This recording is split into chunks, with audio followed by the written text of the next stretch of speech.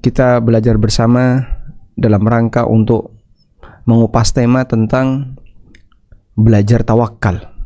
Bagaimana agar kita bisa hidup penuh dengan tawakal. Yang kita tahu bahwasanya tawakal ini adalah kunci ketenangan batin. Karena para hamba yang hidup di dunia, dia diuji oleh Allah Subhanahu wa Ta'ala dengan berbagai macam ujian. Dari mulai lahir sampai dia mati. Ujian kita waktu bayi, ujian kita ketika kita masih anak-anak, ujian kita saat kita sudah menjelang remaja, saat kita remaja, saat berkeluarga, saat dewasa, sampai akhirnya kita mati. Sebab siapapun yang hidup di dunia ini, pasti dia akan menghadapi aneka ujian. Dan Allah jadikan keberadaan ujian saat seorang hamba hidup di dunia agar mereka menyadari tidak ada kenikmatan mutlak abadi ketika di dunia. Sehingga kenikmatan yang Allah berikan kepada hamba saat di dunia pasti bercampur dengan musibah. Kenikmatan yang sifatnya mutlak hanya akan Allah berikan ketika di akhirat. Bahkan dalam setiap kenikmatan yang kita rasakan, di situ menyimpan potensi musibah. Sebagai contoh, makanan yang kita konsumsi.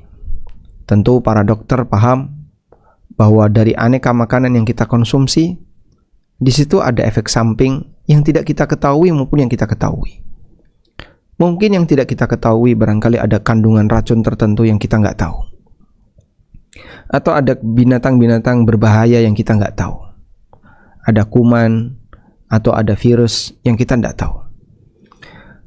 Atau bisa jadi di situ ada potensi bahaya yang kita tahu. Kandungan gulanya sekian, kandungan apalagi misalnya kandungan kolesterol sekian.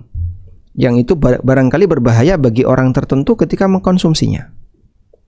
Demikianlah kenikmatan dunia selalu bercampur dengan adanya musibah.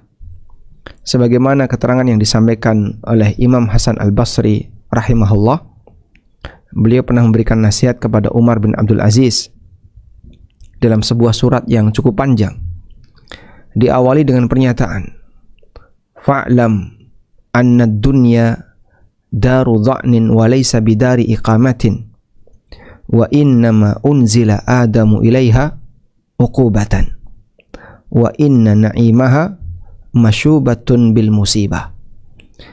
Ketahuilah bahwasanya dunia ini adalah tempat singgah sementara, bukan tempat tinggal selamanya.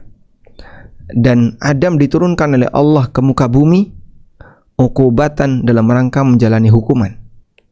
Dan aneka kenikmatan di dunia masyubatun bil musibah, bercampur dengan musibah. Orang tidak bisa menikmati kenikmatan dunia secara mutlak. Sehingga kenikmatan apapun yang dirasakan oleh seorang manusia pasti ada potensi musibah di sana. Orang merasa dia bisa mendapatkan kenikmatan misalnya saat refreshing, atau saat dia jalan-jalan, atau saat dia mendaki gunung, atau kegiatan yang lainnya. Tapi kenyataannya pada saat dia melakukan itu, dia kecapean, dia kelelahan. Sehingga pada waktu dia menggunakan waktunya, pada saat dia menggunakan waktunya untuk naik gunung, untuk jalan-jalan, untuk refreshing, apa yang dia dapatkan? Begitu pulang, dia capek. Bahkan tidak jarang ada orang yang pulang, dia sakit. Karena sekali lagi, kenikmatan dunia bercampur dengan musibah. Disinilah kita diajarkan untuk banyak bertawakal kepada Allah, karena dengan tawakal, seorang hamba akan bisa menjadi lebih tenang. Baik, dan kami persiapkan satu artikel kecil yang barangkali bisa membantu kajian kita di kesempatan sore hari ini dengan mengacu kepada buku Prinsip Hidupku. Ini salah satu di antara poin yang kita bahas di buku Prinsip Hidupku di bagian 60 atau di halaman 64. Belajarlah untuk tawakal karena hidup ini penuh ujian. Seseorang disebut muflihun, yang itu merupakan kata yang digunakan dalam Al-Quran untuk menyebutkan tentang kesuksesan. Aflaha. Qad aflahal mu'minun. Sungguh beruntung, sungguh berbahagia, sungguh sukses orang yang beriman. Al-muflihun berarti orang yang telah mencapai tingkatan aflaha. Seorang disebut muflihun ketika hidup di dunia ini terpenuhi dua kriteria. Yang pertama, mendapatkan apa yang diinginkan. Yang kedua, terhindar dari potensi bahaya yang dikhawatirkan. Kita ulang. Seseorang disebut muflihun ketika dia mendapatkan apa yang diinginkan atau terhindar dari potensi bahaya yang dikhawatirkan. Kenyataannya manusia akan selalu menghadapi aneka rintangan ketika ingin mendapatkan apa yang diharapkan, dan selalu dihantui dengan peluang terjadinya musibah. Sehingga dalam hidup manusia selalu diiringi dengan masalah. Setiap orang pasti pernah sakit atau sakit hati. Sehingga kita diuji oleh Allah, lahir batin selalu punya masalah. Baik. Bahkan Nabi SAW pernah menggambarkan dalam sebuah hadis yang sahih, sebagaimana yang pernah diceritakan oleh sahabat Ibnu Mas'ud radhiyallahu anhu. Coba kita tuliskan hadisnya. Rasulullah SAW pernah membuat gambar. Kata Ibnu Mas'ud radhiyallahu anhu, khatta Rasulullah SAW khattan murabba.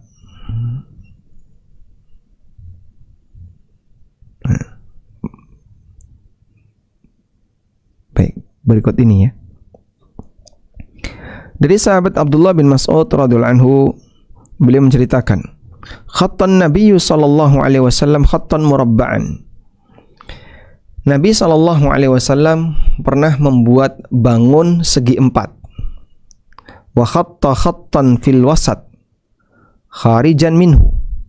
Dan beliau membuat satu garis lurus di tengah yang menembus bangun segi empat tadi. Wa khatta khutatan sigharan. Dan Nabi sallallahu alaihi wasallam membuat garis-garis kecil ila hadzal ladzi fil wasat, yang menembus garis tengah tadi. Min janibihil ladzi fi al-wasat, di sebelah yang nembus ke samping kanan dan kiri garis yang ada di tengah. Baik, ini kalau kita gambar, hadisnya sahih riwayat Bukhari. Ini kalau kita gambar kurang lebih bentuknya seperti ini. Nabi SAW membuat bangun segi empat. Lalu beliau membuat garis panjang di tengah yang menembus bangun segi empat tadi. Lalu beliau membuat garis-garis kecil-kecil yang menembus garis yang ada di tengah. Begini. Kemudian beliau SAW bersabda, waqala, dan beliau mengatakan, hadzal insan wa hadza ajaluhu muhitun bihi. Ini adalah perjalanan hidup manusia, dan ini adalah ajalnya yang menyelimuti dirinya. Jadi beliau menyebutkan, disinilah manusia. Di titik ini adalah manusia. Ya. Sementara garis yang berada di samping-sampingnya ini adalah ajalnya yang menyelimuti dirinya. Ini ajal. Sehingga manusia mau bergerak kemanapun, dia pasti akan dibatasi oleh ajal. Mau bergerak ke atas, mau bergerak ke samping, mau ke bawah, pasti dia akan dibatasi oleh ajal. Lalu beliau mengatakan, wa hadzal ladzi huwa kharijun amaluhu.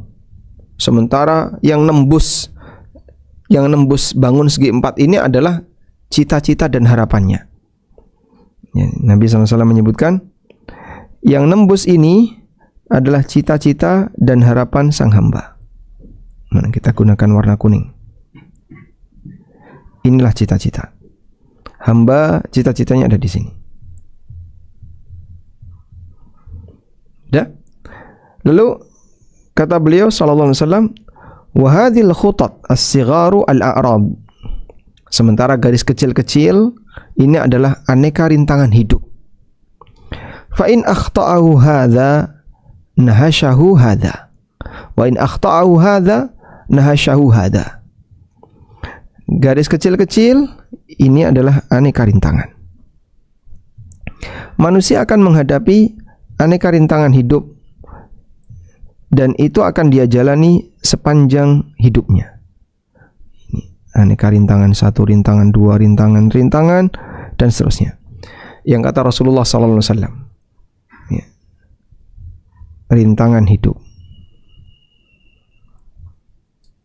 Kata Nabi SAW, kalaupun dia bisa selamat dari rintangan pertama, nanti nyangkut di rintangan kedua, bisa selamat rintangan kedua, nyangkut di rintangan ketiga, dan begitu seterusnya sampai akhirnya dia mati. Ini ajal. Begitu dia sudah menyentuh ajal, dia mati. Sehingga perjuangan dia untuk mengharapkan cita-citanya belum kesampaian sampai yang bersangkutan mati. Inilah salah satu di antara gambaran yang diberikan Nabi SAW, bahwa angan-angan hamba, angan-angan manusia itu menembus ajal. Angan-angan manusia bisa sampai menembus ajal. Baik. Nah, dari apa yang dipaparkan ini, kita punya satu pelajaran berkaitan dengan aneka rintangan-rintangan ini. Rintangan hidup ini tidak akan mungkin bisa kita hindari. Siapapun yang hidup pasti dia akan bertabrakan dengan aneka rintangan tadi. Kalau dia tidak punya tawakal, manusia akan gampang stres. Sekarang kita lihat. Di saat yang sama, manusia memiliki aneka keterbatasan, sehingga banyak masalah tidak bisa dia selesaikan. Jika ini terus dipikirkan, maka akan menjadi beban bagi batinnya. Ketika beban itu semakin berat, mereka akan mengalami stres, bahkan sampai gangguan jiwa. Disinilah Islam mengajarkan sikap tawakal, agar manusia menyerahkan beban hidupnya kepada Zat yang Maha Kuasa dalam mengatur segalanya, agar tidak menjadi tekanan batin baginya, agar masalah itu tidak menjadi tekanan batin baginya. Sehingga intinya di sini, hidup pasti ada masalah. Nah, maka tawakal itu mengajarkan bagaimana agar masalah ini tidak jadi tekanan batin. Sehingga kalau masalah itu tidak sampai menjadi tekanan batin, masalah tetap masalah, namun tidak menambah masalah baru bagi Anda. Baik. Nah, agar tidak menjadi tekanan batin, disinilah kita diajarkan prinsip tawakal. Sehingga tawakal sejatinya adalah anugerah besar bagi hamba, sebab ada banyak masalah yang tidak bisa diselesaikan oleh manusia. Contoh sederhana, saya memegang sebuah gelas. Kira-kira berapa berat gelas ini? Ada 0,5 kilo, Pak. Ya mungkin kalau isinya air penuh 0,5 kilo. Dan ini juga panas ya airnya. Saya nggak boleh lama-lama. Masya Allah. Baik. Jadi anggaplah misalnya 0,5 kilo, 500 gram. Sudah? Kalau saya pegang selama 1 jam, mungkin saya masih kuat. Kalau saya pegang selama 2 jam, akan terasa kemeng di tangan saya. Oh jangan 1 jam, Pak, kelamaan. Saya pegang 5 menit, mungkin saya bisa bertahan. Saya pegang 10 menit, saya masih bisa bertahan. Ini kalau saya pegang sampai 20 jam, mungkin tangan saya akan capek. Sehingga tangan saya merasa lelah, walaupun berat dari gelas ini tidak bertambah. Beratnya tetap sama. Cuman tanganku yang lelah. Terus gimana? Kenapa enggak kau lepaskan? Ketika kau lepaskan, beban tanganmu hilang. Gimana Pak bisa melepaskan itu? Itulah tawakal. Sehingga masalah tidak akan hilang, tapi bagaimana cara Anda bisa semeleh, kata orang Jawa ya, kau letakkan masalah itu. Jika kau tidak mampu untuk menanggungnya, jangan diangkat, letakkan, serahkan kepada Sang Kuasa. Di saat itulah kau akan bisa menjadi manusia yang lebih tenang hidupmu. Baik.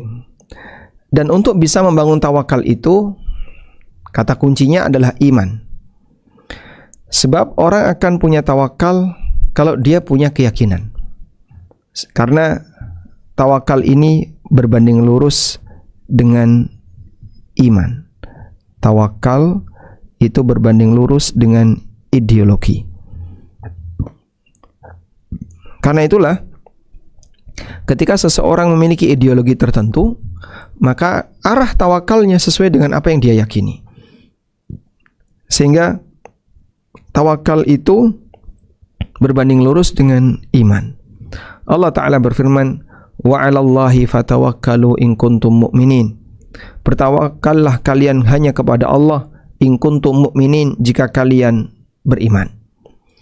Sa'id bin Jubair mengatakan, at-tawakkulu jima'ul iman. Tawakal itu adalah kumpulan atau poros dari iman. Sebab tawakal itu terbit disebabkan karena dia punya iman. Karena itulah kondisi seorang mukmin dalam menjalani kehidupan, baik dalam urusan dunia maupun dalam urusan agama, dia bisa bertawakal. Dia akan bisa menjadi manusia yang bertawakal sebab dia punya iman. Baik.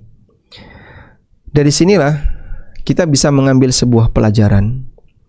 Kenapa para nabi yang mereka mendapatkan tantangan luar biasa, hidupnya bisa tenang, walaupun tantangan itu sangat mengancam nyawanya.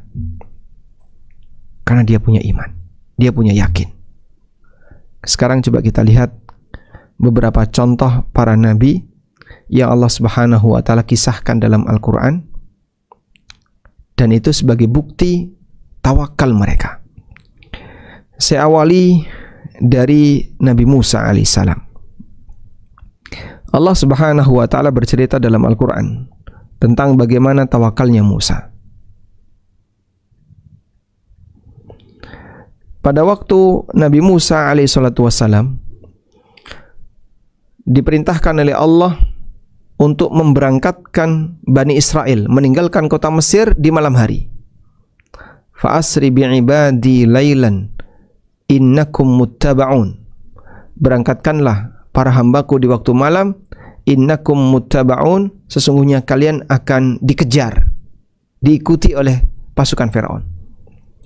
Betul, ketika mereka sudah diikuti oleh pasukan Firaun. Coba kita lihat di sini. Wa auhayna ila Musa an asri bi'ibadi innakum muttaba'un. Kami wahyukan kepada Musa untuk memberangkatkan para hambaku, dan Isra itu memberangkatkan di waktu malam. Innakum muttaba'un, kalian akan dikejar. Fa arsala fir'aunu fil madaini hasyirin.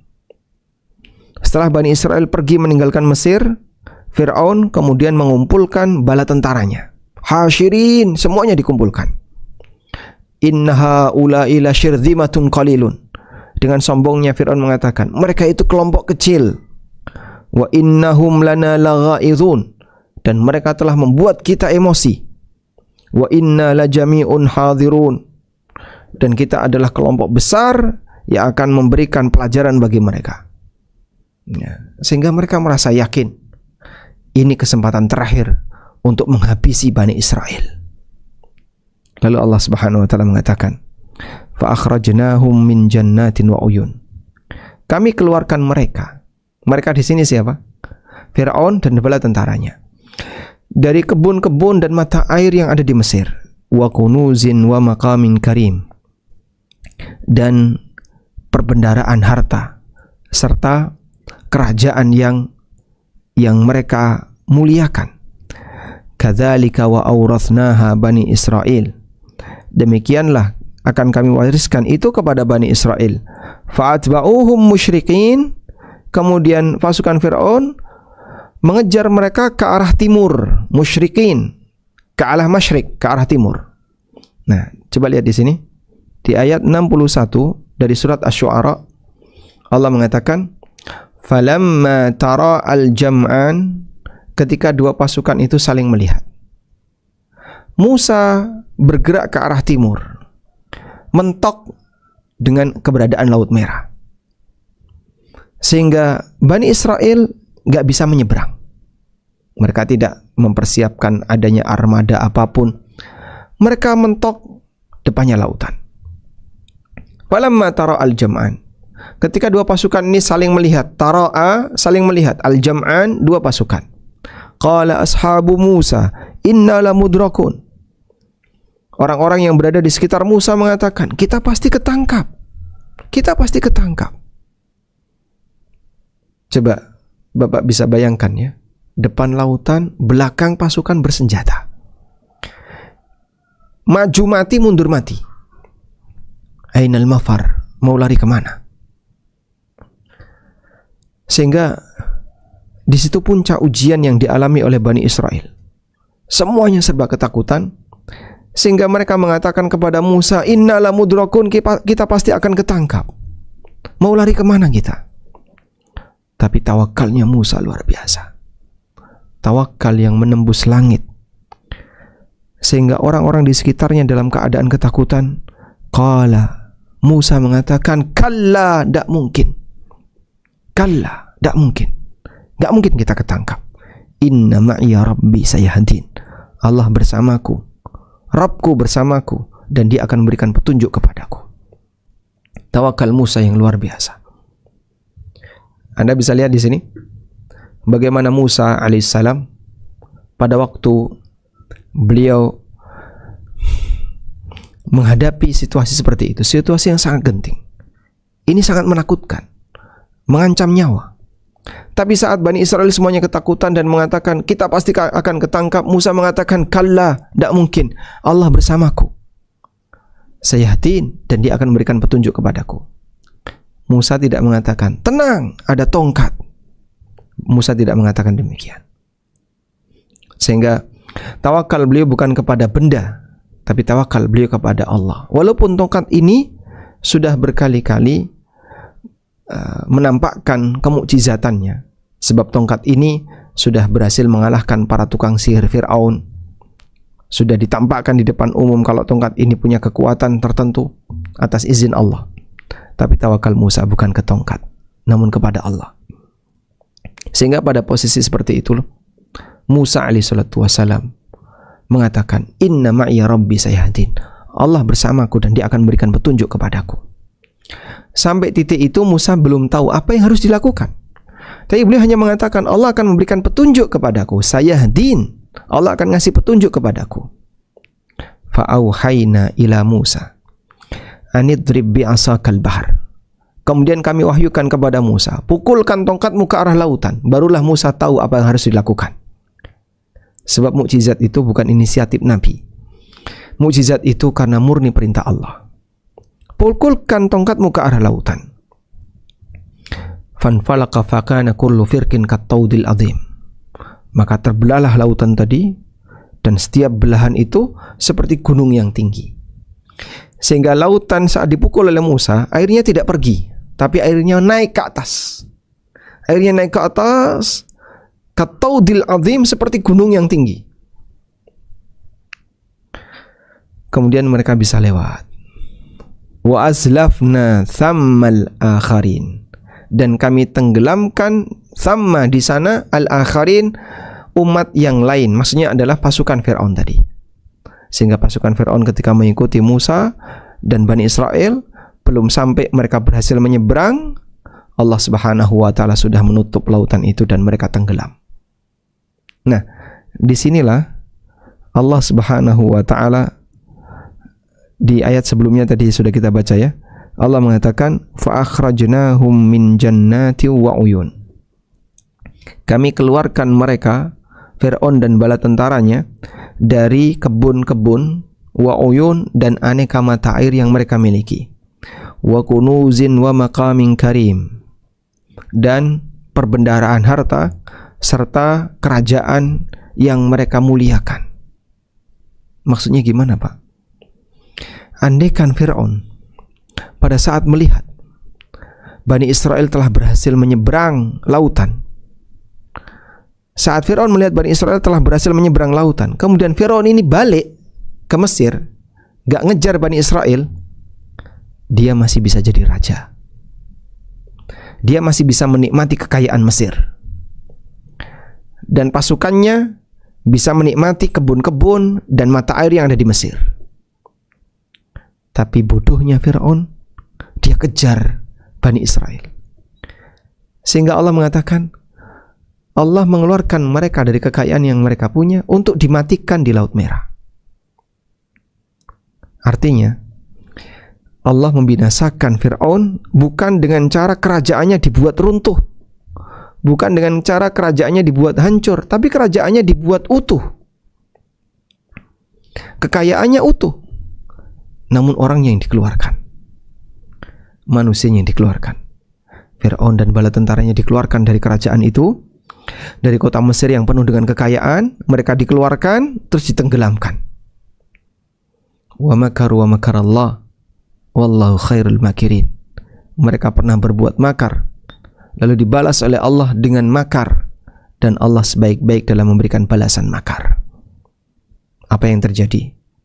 Dulu Fir'aun pernah membantai bayi laki-laki, yuqattilu abna'ahum wa yastahyi nisa'ahum. Yang laki-laki dibunuh oleh Fir'aun, bayi-bayi laki-laki dibunuh semua, sementara bayi perempuan dibiarkan hidup.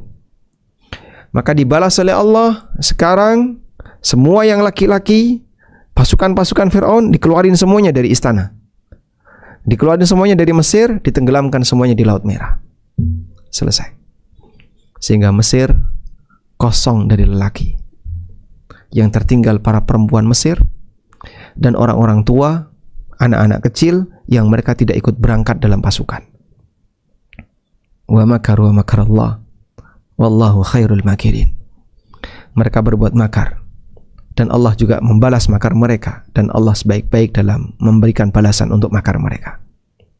Baik, pelajaran kita bukan dari sisi sejarah Nabi Musa, tapi Anda lihat bagaimana tawakalnya Musa, sehingga di saat semua Bani Israel ketakutan, pada waktu mereka melihat dua pasukan sudah saling melihat, jadi belum sampai ketemu, taro'a, saling melihat di jarak jauh. Bani Israel melihat ke arah pasukan Fir'aun melihat ke arah Bani Israel, tapi dengan semangat yang berbeda. Bani Israel lihat ke arah pasukan Fir'aun dengan semangat untuk membantai, sementara Bani Israel saat melihat ke arah pasukan Fir'aun, kondisinya ketakutan. Pasukan semangat membantai Bani Israel, sementara Bani Israel ketakutan. Dan kala itu Bani Israel adalah orang-orang mukmin, tapi imannya Musa menenangkan mereka. Inna ma'iya rabbi sayahdin. Allah bersamaku dan Allah akan berikan petunjuk kepadaku. Baik, sekarang kita beralih ke cerita yang kedua. Kisah yang kedua adalah kisah yang dialami oleh Nabiullah Ibrahim alaihissalam. Nabiullah Ibrahim alaihissalam setelah diadili oleh masyarakatnya, walaupun pengadilannya itu pengadilan tanpa bukti, karena setelah Nabi Ibrahim merusak berhala-berhala itu, faja'alahum judzadan illa kabiran lahum la'allahum ilaihi yarji'un. Kemudian Ibrahim menjadikan berhala-berhala itu judzadan. Judzad artinya kit'ah, potongan kecil-kecil, sehingga berhala yang dimiliki oleh masyarakatnya Ibrahim dipukuli, dipecahi kecil-kecil. Illa kabiran lahum, kecuali berhala yang besar. Nah, saat kaumnya melihat berhala mereka sudah rusak, mereka nggak punya bukti, nggak ada CCTV. Ini pelakunya siapa? Man fa'ala hadza bi alihatina innahu laminadh dhalimin. Siapa yang melakukan tindakan seperti ini terhadap Tuhan-Tuhan kami? Sungguh dia adalah orang zalim. Qalu, di antara mereka ada yang mengatakan, sami'na fatan, kami dengar ada seorang pemuda, yadhkuruhum, yang sering nyinggung-nyinggung berhala itu. Yuqalu lahu Ibrahim, namanya Ibrahim. Mereka nggak punya bukti kalau Ibrahim pelakunya, cuman mereka hanya menggunakan indikator. Ini pelakunya Ibrahim karena dia yang sering nyinggung berhala-berhala ini. Qalu fa'tu bihi ala ayunin nas. Mereka mengatakan, datangkan Ibrahim di hadapan banyak orang.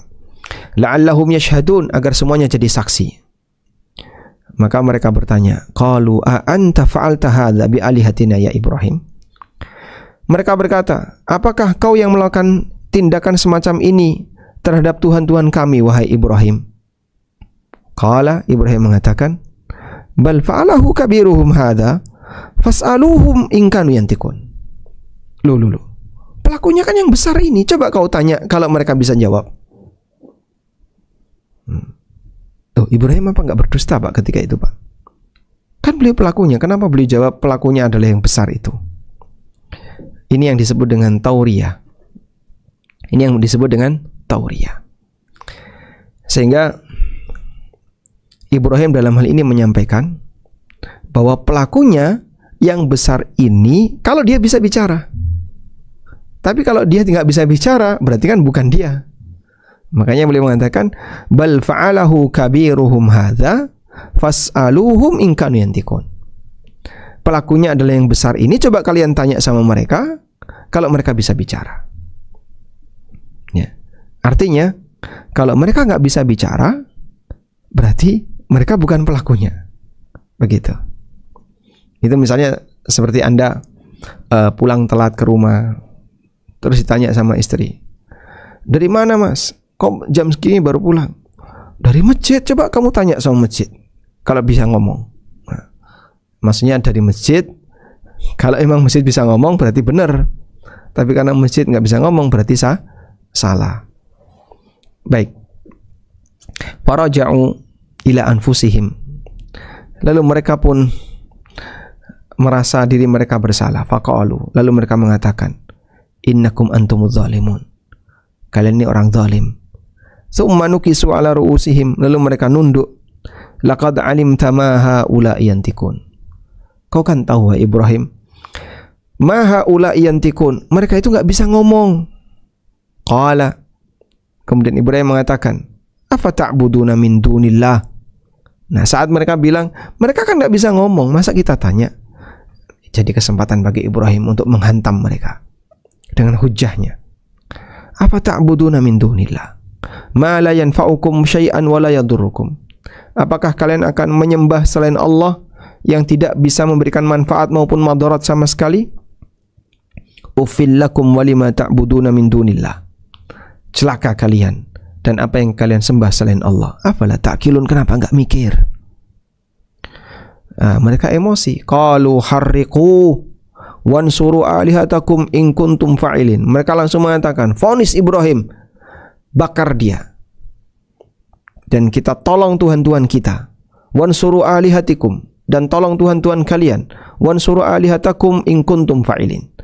Kita tolong Tuhan-Tuhan kalian.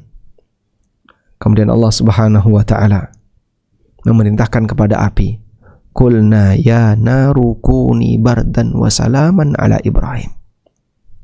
Saat Ibrahim mau dilemparkan ke dalam api, Jibril alaihissalam datang kepada Ibrahim.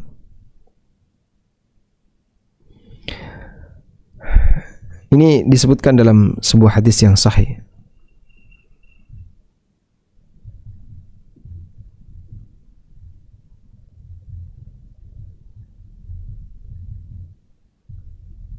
Nah,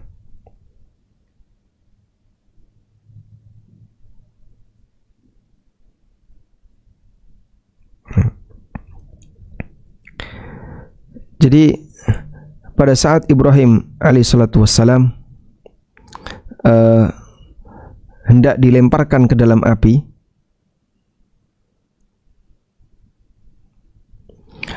thumma rafa'u Ibrahima ala ra'sil bunyan. Kemudian Ibrahim, jadi mereka membuat api yang sangat besar. Mereka membuat api yang sangat besar hatta idza kana al-hatab yusawi ra'sal jidar. Sampai ketika kayu bakar itu sudah mencapai tembok yang paling tinggi. Jadi mereka nata batako gitu ya, nata batu bata. Lalu ditaruh kayu bakar di situ sebanyak-banyaknya sampai kayu bakarnya itu hampir mencapai puncak tembok. Fadhuku fihin nar fartafa'u lahiban. Maka nyalakan api, kemudian dinyalakan api sampai bulat-bulatnya itu ke atas. Hatta kana ta'ir yamurru biha fayahtariku. Sampai burung yang terbang di atasnya itu kebakar. Saking gedenya apinya. Tsumma banau bunyanan syamikhan wa banau fawqahu manjanik. Lalu mereka membuat sebuah bangunan, kemudian di situ ditaruh manjanik. Apa itu manjanik? Ketapel besar. Saking gedenya api itu sampai mereka nggak berani untuk membawa Ibrahim ke sana, sehingga Ibrahim dilempar pakai ketapel. Tsumma rafa'u Ibrahim ala ra'sil bunyan. Kemudian Ibrahim ditaruh di atas puncak bangunan tadi untuk ditaruh di ketapel tadi. Farafa Ibrahimu ra'sahu. Kemudian Ibrahim mengangkat tangannya melihat ke arah langit. Farafa Ibrahimu ra'sahu ila sama. Ibrahim mengangkat kepalanya melihat ke arah langit. Faqala, kemudian Ibrahim mengucapkan, Allahumma antal wahid fis sama wa anal wahid fil ard. Ya Allah, Engkau zat yang maha esa di atas dan aku sendirian di bumi. Laisa fil ardi ahadun ya'buduka ghairi. Tidak ada seorang pun di muka bumi ini yang hanya menyembahmu, yang mentauhidkan kamu selain aku. Karena ketika itu sebelum Ibrahim menikah dengan Sarah, yang mukmin cuma Ibrahim. Hasbiyallahu wa ni'mal wakil. Dia pasrahkan dirinya kepada Allah dan dialah sebaik-baik yang dipasrahi. Fastaqbalahu Jibril, lalu didatangi oleh Jibril alaihissalam. Faqala, lalu Jibril menawarkan, ya Ibrahim, alaka hajah. Wahai Ibrahim, Jibril datang kepada Nabi Ibrahim. Wahai Ibrahim, kau butuh apa? Faqala lahu, kemudian Ibrahim dalam situasi seperti itu, yang sebentar lagi akan dibakar oleh kaumnya.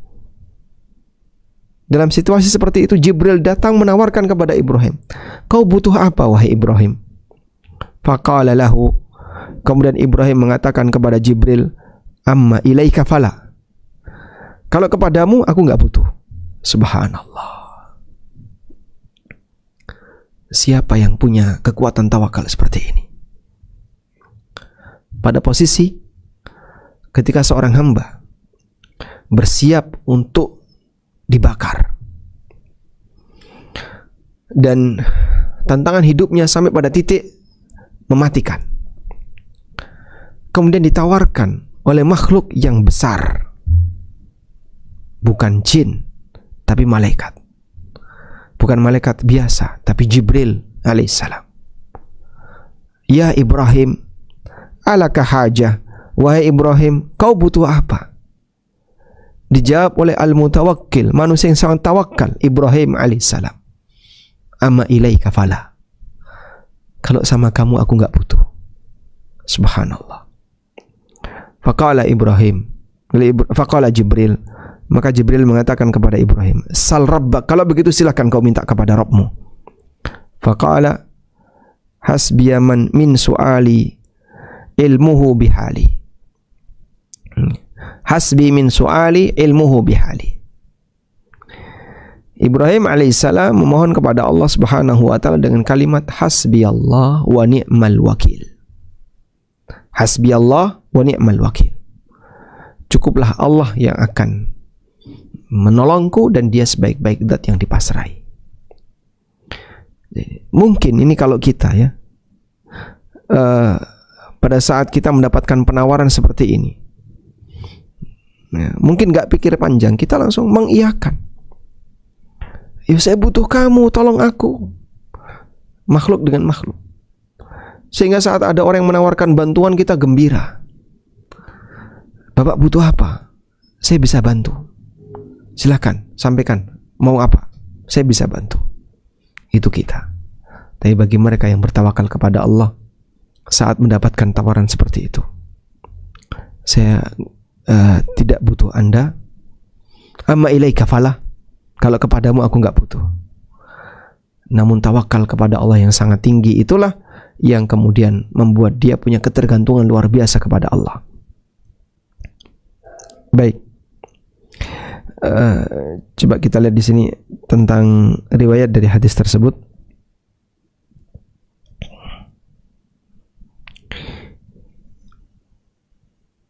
Ini disebutkan oleh Al-Baghawi dalam tafsir beliau. Jadi Ibrahim alaihissalam didatangi oleh Jibril. Wa ma yurwa annal Khalil lamma ulqiya fil manjanik. Adapun yang diriwayatkan bahwasanya Al-Khalil yaitu Ibrahim ketika beliau ditaruh di manjanik, qala lahu Jibril, kemudian Jibril mengatakan kepada beliau, sal, silahkan minta. Tapi Ibrahim mengucapkan kalimat hasbi min su'ali ilmuhu bihali. Tapi kata Syekhul Islam, laisa lahu isnadun ma'ruf, tidak ada sanad yang ma'ruf tentang ini, wa huwa batil, ini riwayat yang batil. Balladhi thabata fi sahih, namun yang sahih adalah keterangan Ibnu Abbas. Ibrahim mengucapkan hasbiyallah wa ni'mal wakil. Hasbiyallah wa ni'mal wakil.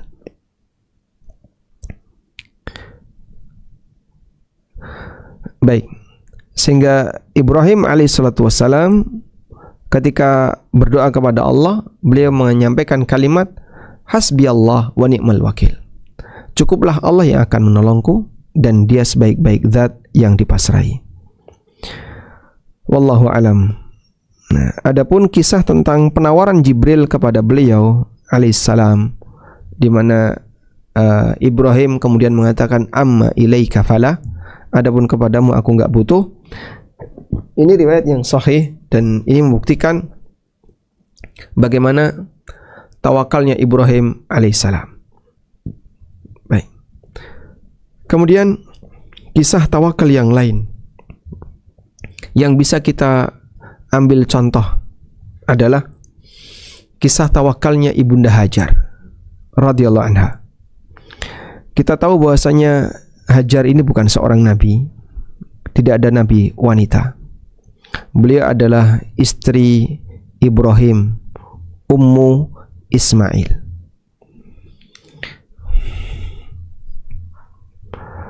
Perjalanan hidup dialami oleh Hajar dengan ujian yang luar biasa. Hajar ditaruh di lembah tanpa kehidupan, di samping Baitullah Al-Ka'bah yang ketika itu tidak ada satupun manusia yang tinggal. Setelah Hajar ditaruh di situ dengan beberapa perbekalan makanan dan air minum, Ibrahim pergi. Sebagai seorang wanita, sang istri pun mengejar suaminya. Apakah kau akan tinggalkan kami di sini, di sebuah lembah tanpa kehidupan? Ibrahim diam. Kemudian ditanya lagi, apa kau tinggalkan kami seperti ini? Ibrahim hanya diam. Sampai pertanyaan yang ketiga, Ibunda Hajar merasa paham, ini adalah wahyu. Allahu amaraka bihadza. Ibrahim kemudian menjawab, na'am, iya. Setelah itu pergi. Nah, saat Hajar sudah mendengarkan jawaban dari Ibrahim, Allahu amaraka bihadza, apakah Allah yang memerintahkan kamu untuk melakukan seperti ini? Hajar mulai tenang dan beliau mengatakan, idzan la yudayyi'unallah. Jika memang ini adalah perintah Allah, maka Allah tidak akan menyia-nyiakan kita. Baik. Dan dalam kisah tersebut, coba kita lihat riwayatnya ya.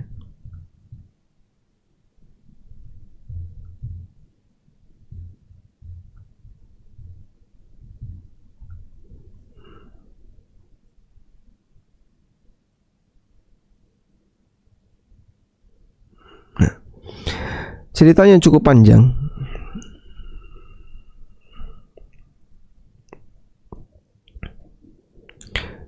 Fa'auhallah, dimulai dari wahyu Allah. Allah mewahyukan ila Ibrahim, kepada Ibrahim, an ta'tiya Makkah wa laysa biha yawma idzin nabat. Kau harus datang ke Mekah dan ketika itu tidak ada tanaman di Mekah. Faja Ibrahimu bi Ismail wa ummihi Hajar. Lalu Ibrahim datang ke kota Mekah membawa ibunya, membawa Ismail dan ibunya yaitu Hajar. Fa wada'ahuma bi Makkah. Kemudian Ibrahim meletakkan mereka berdua di Mekah. Bi maudhi'i Zamzam, di tempat sumur Zamzam. Tapi belum ada sumur Zamzam. Dan diriwayatkan oleh Ibnu Ishaq an asyakhihi, dari beberapa gurunya, anna Ibrahim kharaja wa ma'ahu Jibril. Ibrahim berangkat dibersamai oleh Jibril. Fakana la yamurru bi qaryatin illa qala bihadhihi umirat ya Jibril, bihadhihi umirtu ya Jibril. Fayaqulu Jibril imdi. Setiap kali melewati sebuah kampung, Ibrahim selalu bertanya, apakah aku diperintahkan untuk tinggal di sini wahai Jibril? Jibril selalu mengatakan, lanjutkan perjalanan. Hatta qadima bihi Makkah, sampai mereka tiba di kota Makkah. Wa hiya dzatu adah wa sulam wa samar wa biha unasun yuqalu lahum al-amalik kharaja Makkah wa haulaha. Di sana ada beberapa orang namanya suku Amalik, khariju Makkah, yang mereka keluar dari Mekah dan sekitarnya. Wal baitu yauma idin rabwah hamra. Dan Ka'bah ketika itu hanya serpihan-serpihan batu merah. Ya. Faqala li Jibril, ha huna umirtu an adha'ahuma. Apakah di tempat ini aku diperintahkan untuk meletakkan istri dan anakku? Qala na'am. Ya. Fa'amida bihima ila maudhi'il hajar fa'anzalahuma fihi wa amara Hajar an tattakhidha fihi arishan thumma sarafa. Kemudian diletakkanlah Hajar bersama Ismail di sebuah tempat di situ. Lalu Ibrahim memerintahkan kepada Hajar, coba kamu buat gundukan agak tinggi. Setelah itu ditinggal. Thumma sarafa ila Sam. Kemudian ditinggal oleh Ibrahim kembali ke Syam, fatarakahuma, dan meninggalkan Hajar di tempat itu. Dan saat Ibrahim dikejar oleh Hajar, lalu ditanya, ya Ibrahim, aina tadhhab? Wahai Ibrahim, kau mau pergi kemana? Wa tatrukuna bihadzal wadi, kau tinggalkan kami di lembah ini, alladzi laisa fihi insun wala syai', yang enggak ada satupun manusia dan tidak ada apa-apa. Faqalat lahu dzalika miraran. Hajar berulang-ulang menyebutkan pertanyaan ini. Wa ja'ala la yaltafitu ilaiha. Tapi Ibrahim sama sekali tidak noleh ke arah Hajar. Faqalat lahu, lalu Hajar mengatakan, Allahu amaraka bihadza. Apakah Allah yang merintahkan kamu untuk melakukan ini? Qala na'am, kata Ibrahim, iya. Qalat, dengan tawakal yang luar biasa, idzan la yudayyi'una. Kalau begitu Allah tidak akan menyia-nyiakan kita.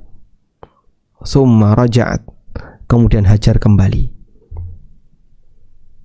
Jadi setelah Hajar mengejar, Ibrahim memberikan jawaban, ini perintah Allah, Hajar balik. Sudah, fokus dengan anaknya. Fantalaqa Ibrahimu hatta idza kana inda tsaniyah. Kemudian Ibrahim melanjutkan perjalanan sampai ketika beliau tiba di sebuah tempat ats-tsaniyah, haitsu la yarawnahu, di mana Hajar dan Ismail sudah tidak bisa lagi melihat Ibrahim. Istaqbala biwajhil al-bait. Ibrahim kemudian menghadap ke arah Ka'bah. Jadi saat Hajar balik ke Ismail, Ibrahim melanjutkan perjalanan. Ketika sudah sampai di balik bukit, enggak kelihatan, Ibrahim balik arah. Lalu berdoa kepada Allah. Subhanallah. Seorang suami yang mencintai istrinya dan anak laki-lakinya. Dan ini anak laki-laki pertama. Diuji oleh Allah untuk meletakkan mereka berdua di sebuah lembah tanpa kehidupan. Sayangnya Ibrahim masih sangat tinggi kepada mereka. Nggak ada sepeser pun keinginan untuk membunuh mereka, menelantarkan mereka. Lalu Ibrahim berdoa kepada Allah, dan saat berdoa itu dalam keadaan tidak melihat, bagaimana dia tidak bisa melihat anak dan istrinya. Tujuannya apa? Biar suasana perasaannya makin kuat. Sehingga di balik bukit beliau berdoa kepada Allah menghadap ke arah Ka'bah. Tsumma da'a bihaula'il kalimat. Ibrahim membaca doa berikut ini, wa rafa'a yadayhi, sambil mengangkat tangannya. Rabbana inni askantu min dzurriyyati biwadin ghairi dzi zar'in 'inda baitikal muharram. Ya Allah, aku tempatkan keturunanku di sebuah lembah ghairi dzi zar'in, tanpa tanaman, inda baitikal muharram, di rumahmu yang suci. Rabbana liyuqimus shalah, wahai Rabb kami agar mereka menegakkan salat. Faj'al af'idatan minan nasi tahwi ilaihim, maka jadikan hati para manusia tahwi ilaihim, punya keinginan untuk mendatangi mereka. Warzuqhum minas tsamarat, dan berikanlah kepada mereka rizki buah-buahan, la'allahum yashkurun, agar mereka bersyukur. Sehingga Anda lihat di sini Ibrahim minta kepada Allah Subhanahu wa taala agar penduduk Mekah diberi rizki berupa buah-buahan, dan yang kedua agar masyarakat punya ketertarikan untuk datang ke Mekah. Dan sekarang Anda bisa lihat, dulu tidak ada kehidupan, sekarang jutaan manusia datang ke tempat ini. Baik, dari situlah ada sebuah pelajaran berharga tentang bagaimana tawakalnya Hajar, dan Hajar tawakal itu karena yakin tadi. Ini adalah perintah Allah, maka Allah tidak akan menyanyiakan kita. Makanya kembali kepada kaidah tadi, bahwasanya tawakal itu berbanding dengan iman, sehingga tawakal adalah poros iman. Dan kita diajarkan bertawakal kepada Allah di setiap keadaan. Bahkan sampai pun ketika ibadah kita diajarkan untuk tawakal. Sehingga tawakal tidak hanya berkaitan saat kita sedang dapat musibah dunia. Ibadah juga perlu tawakal. Maka tawakal dilakukan oleh seorang hamba yang pertama saat dia punya rencana. Ketika Anda punya rencana, tawakal kepada Allah agar kau tidak terlalu terbebani dengan aneka rencana itu. Sehingga kadang orang kalau sudah punya rencana tertentu, keinginannya kuat, tapi dia belum berhasil untuk mewujudkan rencana itu, kadang jadi beban pikiran. Gimana ya? Saya pengen ini, tapi belum berhasil. Itu jadi beban pikiran. Ada sebagian orang misalnya pengen sekali bisa berangkat umroh, tapi dia nggak punya dana untuk berangkat umroh. Keinginannya makin kuat, sampai membuat dia terbebani dengan harapan itu.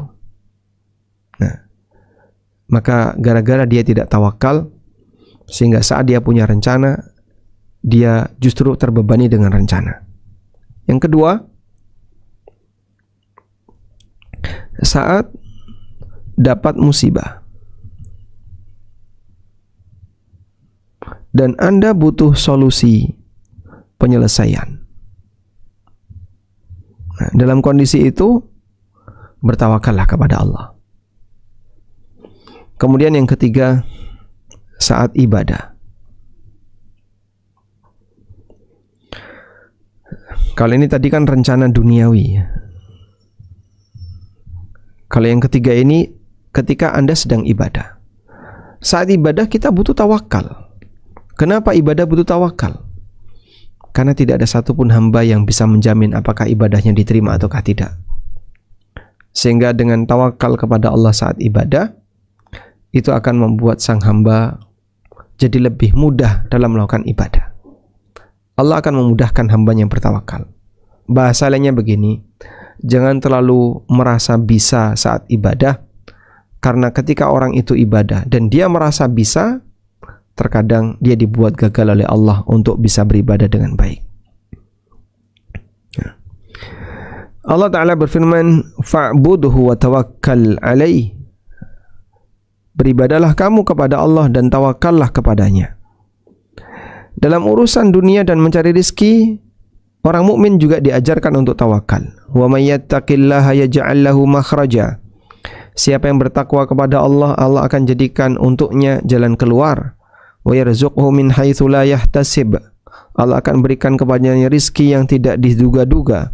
Wa may yatawakkal 'alallahi fahuwa hasbuh. Dan siapa yang bertawakal kepada Allah, Allah yang akan berikan kecukupan baginya. Dan masih banyak lagi.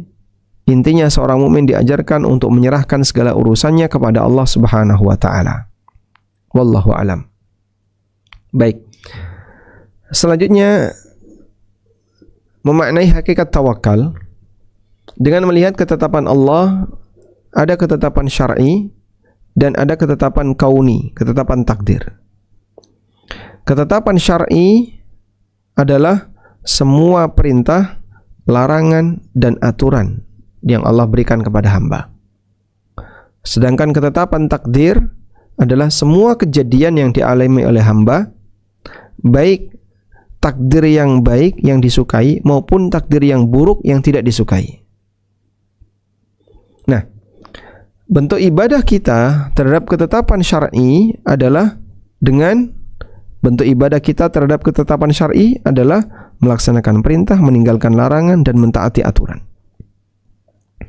Sementara bentuk ibadah kita terhadap ketetapan takdir adalah tawakal sebelum takdir terjadi dan ridho setelah takdir terjadi. Ibnu Qayyim mengatakan,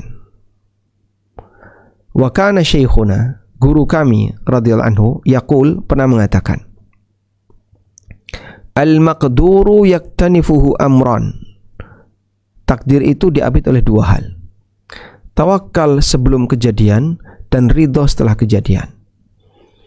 Siapa yang bertawakal kepada Allah sebelum kejadian dan ridho dengan apa yang ditetapkan setelah kejadian, faqad qamal bil ubudiyah, maka dia telah menyempurnakan bentuk peribadatan kepada Allah. Nah, jadi begini ya.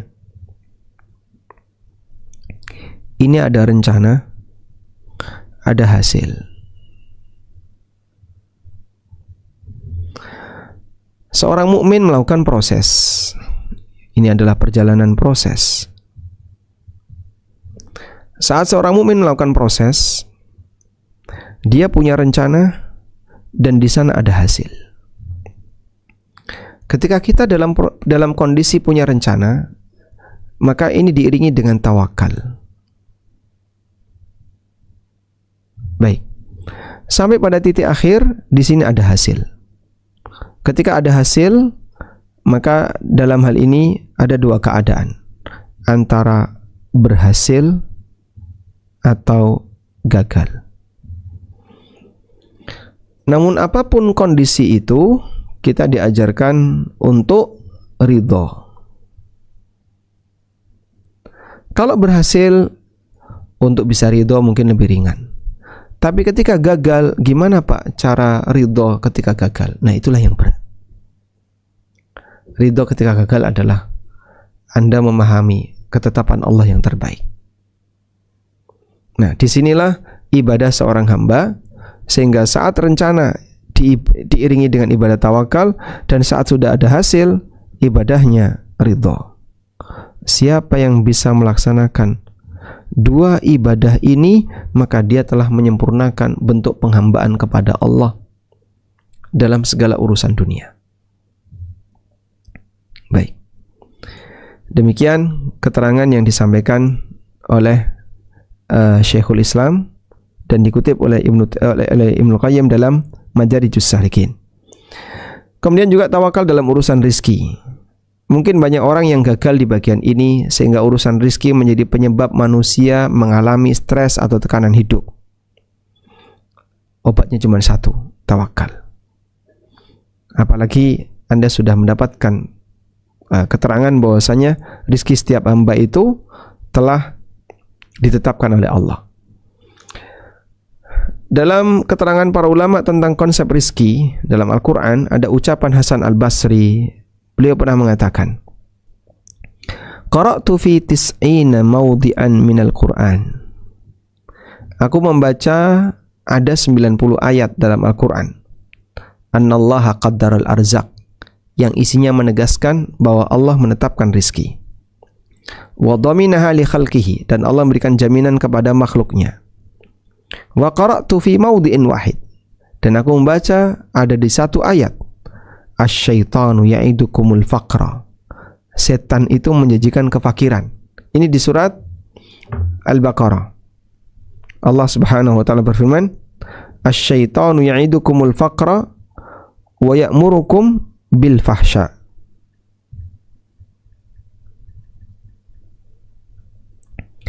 Di surat Al-Baqarah ayat 268.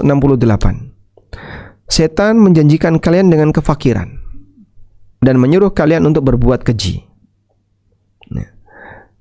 Lalu kata Hasan Al-Basri, jika di 90 ayat Allah mengatakan bahwa Allah menjamin rizki para hambanya, kenapa kita justru menuruti godaan setan yang cuma ada di satu ayat? Sehingga kata beliau, fasyakakna fi qaulis sadiq, kita meragukan firman Allah dat yang maha benar di 90 ayat, wa sadaqna qaulal kadzib fi mawdi'in wahid, tapi kita membenarkan perkataan setan sang pendusta hanya di satu tempat. Maksudnya gimana sih, Pak? Setan menjanjikan kefakiran itu maksudnya adalah setan membuat orang selalu merasa butuh, sehingga orang itu seperti dikejar, kamu butuh ini, butuh ini, butuh ini. Fakir itu kan artinya butuh. Fakir itu artinya butuh. Maka Hasan Al-Basri mengingatkan, kenapa kita harus selalu ngejar butuh ini, butuh ini? Padahal Allah Subhanahu wa taala telah menjanjikan di 90 ayat, rizki para hamba telah dijamin. Ini yang memberikan kita pelajaran bahwa seorang mukmin bertawakal ketika dia mencari harta, sehingga dia merasa tenang pada saat apapun ketika dia bekerja.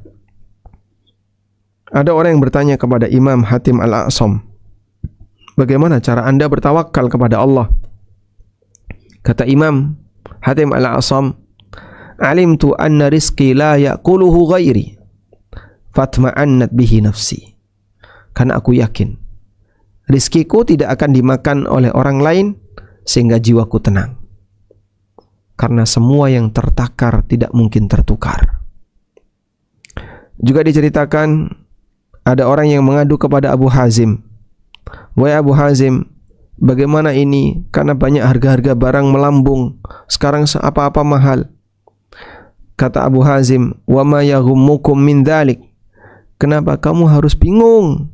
Innalladzi yarzuquna fir rukhas, dan yang memberikan rezeki kepada kita saat harga itu murah, huwallazi yarzuquna fil ghala, itu juga zat yang memberikan rezeki kepada kita saat harga itu mahal.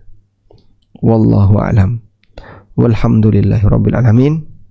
Demikian, semoga yang sedikit ini bermanfaat. Wassallallahu ala nabiyyina Muhammadin wa ala alihi wa sahbihi wasallam.